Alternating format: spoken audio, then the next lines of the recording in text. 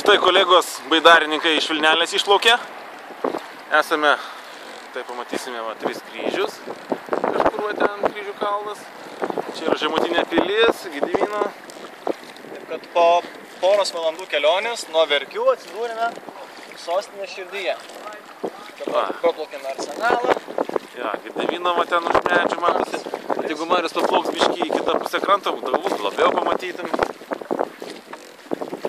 Štai kolegos baidarininkai. Sporto rūmai. Sporto rūmai. Štai senoji elektrinė. Garlaivis užsikūrė, reiškia, reikia nešdintis. Merginos. Mergaitė savo geria. Va, mojuoja mums. Tai kaip. Ja. Tai va, toks trumpas reportažas iš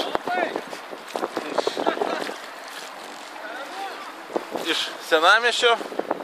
Laukiam toliau.